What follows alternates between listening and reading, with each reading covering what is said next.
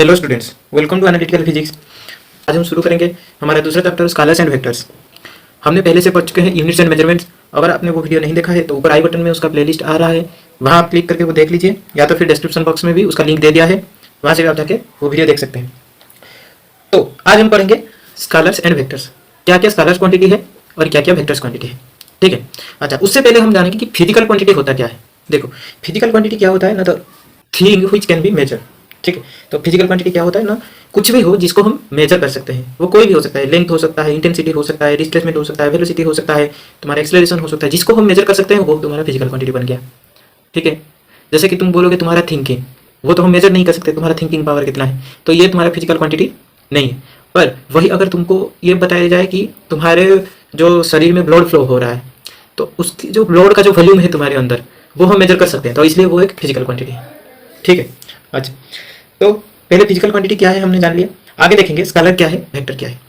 देखो, जो physical quantity को हमको एक्सप्रेस करने के लिए कोई भी डायरेक्शन नहीं चाहिए, ठीक है। वो जिस भी डायरेक्शन में हो, बस उसको एक्सप्रेस करने के लिए उसका सिंबल या फिर नाम ही काफ़ी है, ठीक है। उसको हम क्या बोलेंगे, स्केलर क्वांटिटी। यहाँ पे लिखा है, देख लो, it is the quantity which does not require any direction to express, ठीक है। तो ये वो क्वांटिटी है जिसके लिए कोई डायरेक्शन नहीं चाहिए, ठीक है। अच्छा, और वेक्टर क्या है, वेक्टर जो है जिसको हम रिप्रेजेंट करने के लिए डायरेक्शन यूज करते हैं, ठीक है। ये हो गया उसका बेसिकली हमने इस चैप्टर में मेन फोकस रहेगा हमारे वेक्टर्स पे, और वेक्टर्स हमारा जो है इंपॉर्टेंट है, फिजिक्स का बेस है ये, ठीक है। और स्केलर का बस हम कुछ डेफिनेशन जानेंगे और वो खत्म हो गया, और ज्यादातर जो यूज होगा वो वेक्टर ही यूज होगा, ठीक है। ठीक है, हम धीरे धीरे आगे बढ़ेंगे। तो हमने अभी तक जो स्केलर का डेफिनेशन क्या है, it is the quantity which does not require any direction to express, and vector का वही होगा, इसका उल्टा होगा, it is the quantity which require the direction to express, ठीक है। अच्छा, तो डायरेक्शन हमारे लिए इंपॉर्टेंट क्यों है, ठीक है। डायरेक्शन हमारे लिए इसलिए इंपॉर्टेंट है क्योंकि ये जो हमारे सपोज एक जगह पे बहुत सारे वेक्टर्स काम कर रहे हैं, ठीक है, और वही वेक्टर को हम जब, हमको तो रिजल्ट चाहिए, वहाँ जो रिजल्ट क्या आ रहा है उसके लिए हमारे लिए डायरेक्शन इंपॉर्टेंट हो जाता है, ठीक है। इसीलिए हम वेक्टर क्वांटिटी को रिप्रेजेंट किया यहाँ पे, ठीक है। नहीं तो हम तो स्केलर्स में ही तो थे, सही थे, तो फिर दूसरा क्यों वेक्टर को हमको इंट्रोड्यूस क्यों करना पड़ा। वेक्टर को हमको इसलिए इंट्रोड्यूस करना पड़ा क्योंकि इसमें डायरेक्शन इन्वॉल्व है, और उस डायरेक्शन की वजह से हम एक पॉइंट पे अगर मान लो नंबर ऑफ वेक्टर्स काम कर रहे हैं तो उसका रिजल्ट निकलने के लिए, ठीक है।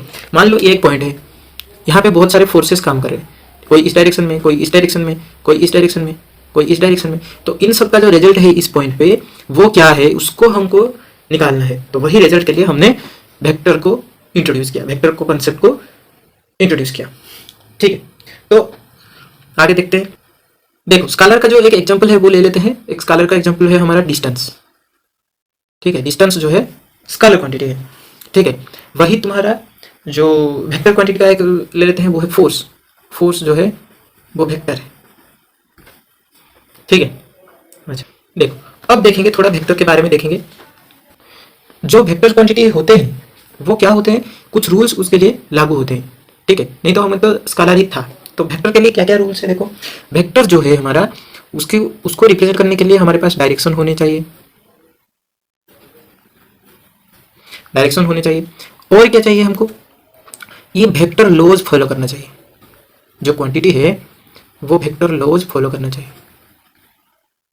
पढ़ेंगे सब कुछ, वेक्टर लॉज क्या क्या है, क्या क्या फॉलो करना चाहिए, क्या नहीं। तो जो क्वांटिटी है हमारा वो वेक्टर लॉ अगर फॉलो करेगा तभी जाके हमारा उस क्वांटिटी को हम वेक्टर बोलेंगे, ठीक है। तो यहाँ पे हमारे जो वेक्टर में एक एक्सेप्शन है जो कि है इलेक्ट्रिक करंट, ठीक है।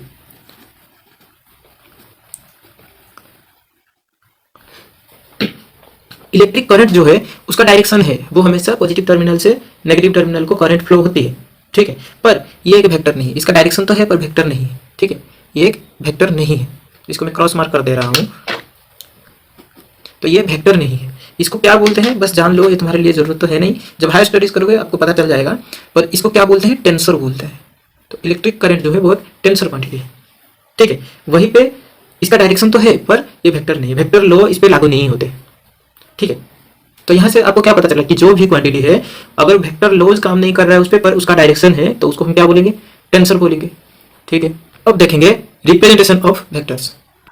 देखो, हमारे पास बेसिकली दो तरह की रिप्रेजेंटेशन होता है वेक्टर्स के लिए। एक होता है इसका ग्राफिकल रिप्रेजेंटेशन,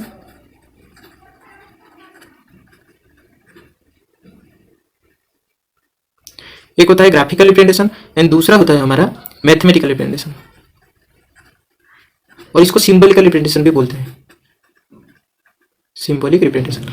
ठीक है, तो पहला क्या होता है हमारा ग्राफिकल रिप्रेजेंटेशन एंड दूसरा हुआ हमारा मैथमेटिकल रिप्रेजेंटेशन, और सिंबॉलिक रिप्रेजेंटेशन भी बोलते हैं इसको। अच्छा, तो पहले देख लेते हैं ग्राफिकल रिप्रेजेंटेशन क्या होता है। देखो, ग्राफिकल रिप्रेजेंटेशन जो होता है उसको हम एक, ग्राफिकल मतलब क्या है, उसको एक डायग्राम के थ्रू समझाना है। ठीक है, मतलब यहाँ पे क्या करेंगे, हम वेक्टर को डायग्राम से एक्सप्रेस करेंगे। जैसे कि देखो, ये मान लो एक वेक्टर है, ऐसे वेक्टर को ग्राफिकली ऐसे रिप्रेजेंट किया जाता है। अच्छा, इस डायग्राम को समझो अच्छे से, इसको क्या बोलते हैं, हेड। ठीक है, इस पार्ट को क्या बोलते हैं, टेल। ठीक है, अच्छा, ये जो टेल है ये क्या है, इस वेक्टर का स्टार्टिंग पॉइंट है, और ये जो हेड है ये इस वेक्टर का एंड पॉइंट है। और ये जो लेंथ है, देखो यहां से यहां तक जितना लेंथ है ये क्या बताएगा, इसका मैग्नीट्यूड। लेंथ जो है इसका मैग्नीट्यूड बताएगा। ठीक, तो ये होता है हमारा ग्राफिकल रिप्रेजेंटेशन। फिर आएगा जो मैथमेटिकल और सिंबॉलिक रिप्रेजेंटेशन, वो क्या होता है। देखो, सिंबॉलिक में हम कैसे कैसे रिप्रेजेंट करते हैं, एक होता है हमारा बोल्ड कैरेक्टर में लिखा जाता है। बोल्ड कैरेक्टर समझते हो, देखो बोल्ड कैरेक्टर में कैसे लिखते हैं, मतलब मान लो एक वेक्टर है। ठीक है, कभी कभी बुक में क्या रहता है, बोल्ड मतलब इसको थोड़ा डार्क कर दिया जाएगा और थिक कर दिया जाएगा लेटर को। तो ये समझ लेना, अगर कोई बुक में ऐसे फिजिकल क्वांटिटी को लिखा गया है तो वो एक वेक्टर क्वांटिटी है, इसलिए वो लिखा गया है। ठीक है, और क्या करते हैं, इसको बार ओवर लेटर करते हैं, बार ओवर लेटर।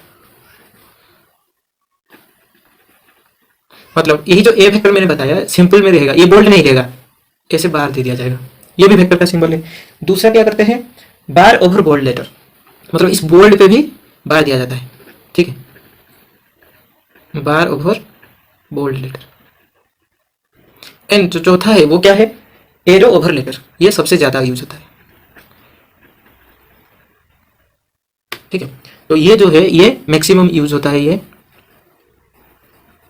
मतलब ये एरो मार्क देके, मान लो वही ए वेक्टर को हम रिप्रेजेंट करेंगे, ऐसे रिप्रेजेंट करेंगे। ठीक है, तो ये हो गया हमारा arrow over letter representation of vectors. ठीक, कभी कभी जो है वेक्टर को हम ऐसे भी रिप्रेजेंट करते हैं, ऐसे एक डॉट होगा उसके बगल में सर्कल होगा, और एक क्रॉस होगा उसके सर्कल होगा। ठीक है, तो ये क्या रिप्रेजेंट करता है, ये जो है ये वेक्टर का डायरेक्शन रिप्रेजेंट करता है। ठीक है, मतलब ये क्या रिप्रेजेंट करता है, ये जो डॉट है ये बोलता है आउटवर्ड टू द प्लेन, और ये बोलता है इनवर्ड टू द प्लेन। मतलब यहाँ पे अगर कोई वेक्टर है तो ये, अगर इस पेपर के रेस्पेक्ट में मैं बोलूँ तो ये क्या है, अंदर की तरफ है, ये क्या बता रहा है, अंदर की तरफ, मतलब ऐसे इस तरफ है। ठीक है, और इसको अगर मैं दिखाऊं, अगर ये डॉट वाले को दिखाऊं तो वो ऊपर की तरफ है, मतलब बाहर की तरफ ऐसे। ठीक है, तो ये होता है आउटवर्ड मतलब ऊपर की तरफ, और इनवर्ड मतलब इनटू द प्लेन। ठीक है, कभी कभी आपने देखा होगा कि वेक्टर को डायरेक्शन में, मतलब नॉर्थ ईस्ट वेस्ट साउथ ऐसे डायरेक्शन में भी रिप्रेजेंट किया जाता है, और उसको बच्चे बहुत सारी गलतियां करते हैं उसमें। मैं आपको यहाँ पे एक बता देता हूँ डेमोन्स्ट्रेट करके, वैसे ही तुम करना। ठीक है, देखो हमेशा तुम जिस डायरेक्शन में लिखते हो जो तुम्हारा ऊपर की साइड है, जैसे कि मेरे पेपर में ये ऊपर की साइड है, इसको हमेशा क्या करना है, नॉर्थ। ठीक है, तुम्हारा पेपर का जो अपवर्ड है उसको तुम्हारा नॉर्थ डायरेक्शन देना है, ये फिक्स हो गया। ठीक, फिर क्या करना है, एक तुमको मिल गया तो बाकी तो मिल जाएगा, ये नॉर्थ मिल गया तो फिर ये साउथ मिल जाएगा। ठीक है, तो ये क्या होगा, ये वेस्ट होगा और ये ईस्ट होगा। ठीक है, सिर्फ तुमको नॉर्थ फाइंड आउट करना है, फिर नॉर्थ के लेफ्ट को वेस्ट। ठीक है, अच्छा यहाँ पे एक क्या चीज देखो, कभी कभी आता है डायरेक्ट ऐसे नॉर्थ साउथ ईस्ट तो आता है, पर ज्यादातर क्या आता है, नॉर्थ ईस्ट साउथ वेस्ट ऐसा आता है।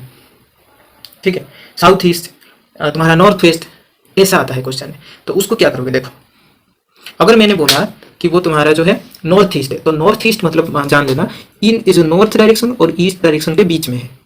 ठीक है, नॉर्थ और ईस्ट के बीच में है वो, मतलब इसका आधा। ठीक है, तो इस डायरेक्शन में जाएगा वो। ठीक है, मतलब इसको 45 डिग्री और इसको 45 डिग्री, ये पूरा तो 90 डिग्री है पता है ना, तो ये आधा हो गया, मतलब 45। ये क्या है तुम्हारा नॉर्थ ईस्ट। अगर तुमको बोला गया कि साउथ ईस्ट, साउथ ईस्ट क्या होगा, इस तरफ आएगा, ये क्या है साउथ ईस्ट। वैसे ये भी 45 ये भी 45। अगर साउथ वेस्ट बोला गया तो ये है साउथ वेस्ट, ठीक है। सिमिलरली ये तुम्हारा क्या है, नॉर्थ वेस्ट, ठीक है। तो ये हो गया हमारा डायरेक्शन को जानना, ठीक है। ये हमारा प्लेन का डायरेक्शन है, प्लेन का डायरेक्शन है ये, ठीक है। हमेशा प्लेन का ऊपर जो है, ऊपर हिस्से को हमको नॉर्थ लेना है, और उसके बाद में सब मिल जाएगा। नॉर्थ के अपोजिट साउथ है, ये वेस्ट है, ये ईस्ट है, ठीक है। यहाँ पे भी देखो north east south west opposite है, ठीक है। तो ये हो गया हमारा वेक्टर का कुछ फंडामेंटल आइडियाज। नेक्स्ट जब हम देखेंगे वो हमारा है टाइप ऑफ वेक्टर्स, मतलब वेक्टर्स कितने टाइप्स के हैं, वो हमारा नेक्स्ट वीडियो में आएगा। तो इस वीडियो को यही एंड करते हैं। अगर आपको ये जानने वाली चीज़ें लगी तो फिर अपने फ्रेंड में शेयर कीजिए और हमारे चैनल को सब्सक्राइब कीजिए। Thank you.